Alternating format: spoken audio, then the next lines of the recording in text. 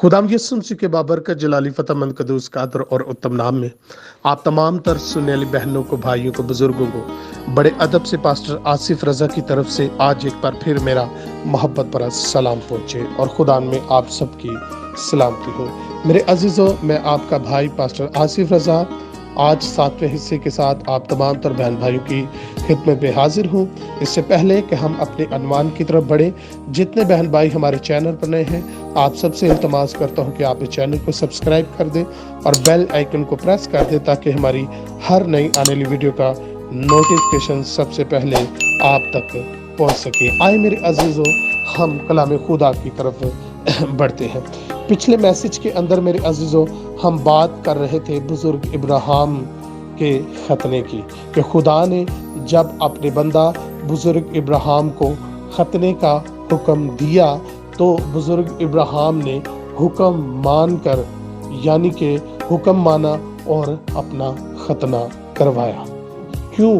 कि वो ईमानदार था, और ईमानदार का मतलब जो है वो वफादार है। वो वफादारी से वो खुदा के साथ चलता रहा। पिछले मैसेज के अंदर हमने देखा था कि इब्राहिम ने खतना रास्तबाजी पर मोहर करने के लिए करवाया था। क्या आपने ऐसा किया है जैसा ईमानदारों के बाप ने किया था? क्या आपने निजात पाने के बाद खतना करवाया है? ये बहुत अहम सवाल है। क्या आपने निजात पा ली है या निजात पाने के बाद आपने खतना करवा लिया है? बहुत सारे लोग इस पर बहस करेंगे, बहुत सारे लोग इस पर हवाले पेश करेंगे। तो मेरे अजीजों, जितने मर्जी हवाले पेश कर ले, जो हकीकत है आप हकीकत को जुटला नहीं सकते। आमीन। आप ये दावा तो जरूर करते हैं कि मैं ईमानदार हूँ, मैं ईमानदार हूँ, लेकिन याद रखें ईमानदार का मतलब वफादारी है। ईमानदार का मतलब है कि ईमानदार वफादारी के साथ उसके हुक्मों पर अमल करे। तो खतना क्या है? ये एक हुक्म है। अगर आज आप इस हुक्म को नहीं मान रहे तो फिर आप ईमानदार हरगिज नहीं है। आप अपने लबों से, अपने लफ्जों से बेशक जितना मर्जी आप चलाते रहे, कहते रहे कि मैं ईमानदार हूँ, लेकिन खुदा के कलाम को चेक करने से या खुदा के कलाम के पैमाने से अगर हम देखें तो वो शख्स ईमानदार हरगिज नहीं है जो खुदा के हुक्म पर अमल नहीं करता।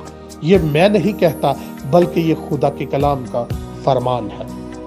ईमानदार वो शख्स है जो यहोवा खुदा पर ईमान लाता है और वफादारी से उसके हुक्मों पर अमल करता है, चलता है और उसके फरमान को मानता है। आमीन।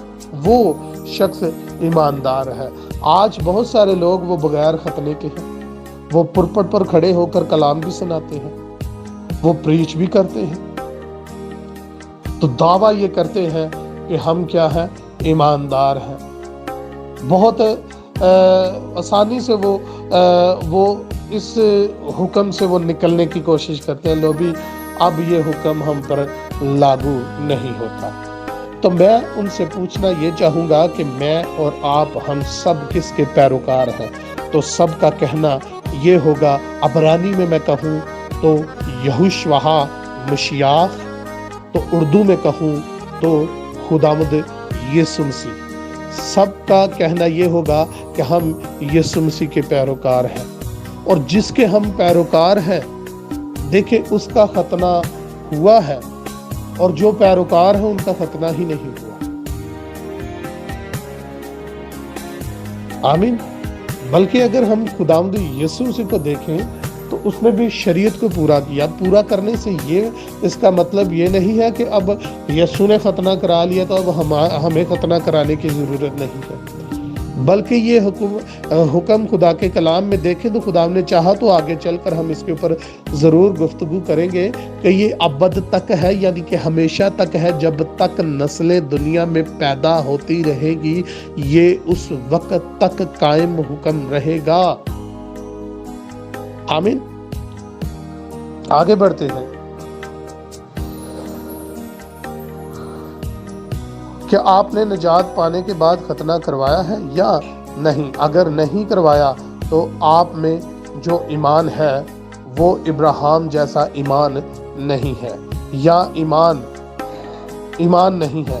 یہ ایمان یاد رکھے گا نمبر 2 ایمان ہے، یعنی کہ شیطانی ایمان ہے۔ آمین۔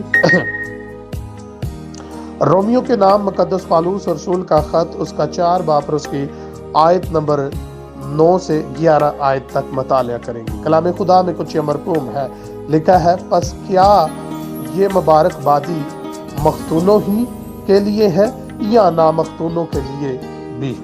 سوال ہے کہ کیا یہ مبارک بادی مختونوں کے لیے ہی ہے یا نامختونوں کے لیے بھی؟ کیونکہ ہمارا دعویٰ یہ ہے کہ ابراہیم کے لیے اس کا ایمان راست بازی گنا گیا۔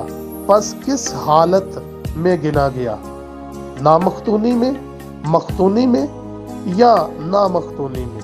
مختونی میں نہیں بلکہ نامختونی میں۔ آمین۔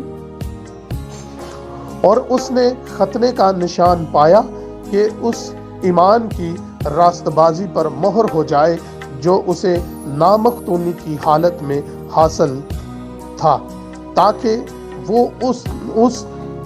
وہ ان سب کا باپ ٹھہرے جو باوجود نامختون ہونے کے ایمان لاتے ہیں، اور ان کے لیے بھی راست بازی کی جائے۔ عزیز و قاری، آج کل کلیسیا میں بے شمار ایسے 2 نمبر ایمان کی تعلیم دینے والے آپ کو نظر آئیں گے۔ بس آپ ان کو بائبل کی تعلیم سے پہچان لیں اور ان کو پانی کا گلاس بھی نہ دے، کیونکہ وہ خادم نہیں بلکہ بھیڑیے ہیں۔ آمین۔ سو میرے عزیزو، خدا مجھے اور آپ سب کو اپنے کلام کے وسیلہ سے بہت زیادہ برکت دے۔ زندگی رہی تو پھر کبھی خدا کی زندہ آواز کو لے کر خدا کی مرضی کے مطابق آپ تمام تر بہن بھائیوں کی خدمت میں حاضر ہوں گے۔ تب تک کے لیے خدا حافظ۔